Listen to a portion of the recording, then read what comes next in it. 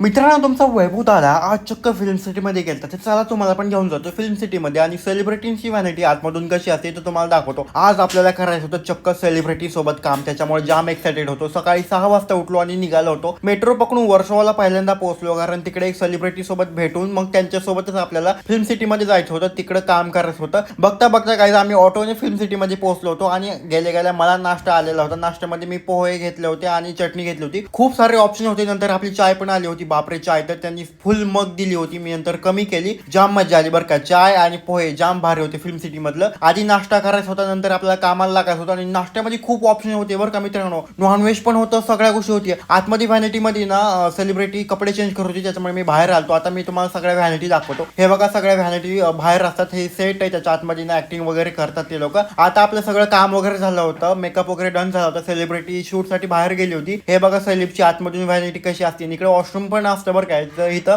आणि ना मिरर वगैरे असतात, आराम करायला खूप सारं असतं.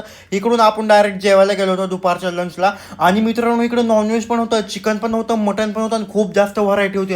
आणि सेलिब्रिटी पण इकडे जेवतात आणि बाकीचे बॅकग्राऊंड आर्टिस्ट वगैरे सगळे इकडे जेवतात. त्याच्यामुळे आपण अंडा वगैरे घेतलं होतं. म्हणलं चला आज नॉनव्हेज इकडे खाऊन घेऊयात. मित्रांनो, ती सेलिब्रिटी कोण होती आणि कशी दिसत होती मी आताच नाही सांगू शकत, कारण तो चॅनल आणि तो शो जो एपिसोड शूट केलेला आहे तो जेव्हा रिव्हील करेल ना त्याच्यानंतर मी हे पोस्ट करू शकतो सोशल मीडियावर. पण तुमचा वैभव दादा आज जामच खुश होता, कारण तुमच्या वैभव दादा आज सेलिब्रिटी सोबत काम केलं होतं. मित्रांनो, तुम्ही वैष्णवी दिदीला मिस केलं का आज? कारण ती नव्हती माझ्यासोबत, कारण तिला जॉबला जायचं होतं, काम होतं, सुट्टी नाही भेटली, त्याच्यामुळे ती येऊ नाही शकली. पण तोपर्यंत तुम्ही गेस करा सेलिब्रिटी कोण असेल. मी एक हिंट देतो, ती ना मराठी बिग बॉस मध्ये सेलिब्रिटी होती, त्याच्यामुळे कमेंटमध्ये नक्की गेस करा. Bye bye.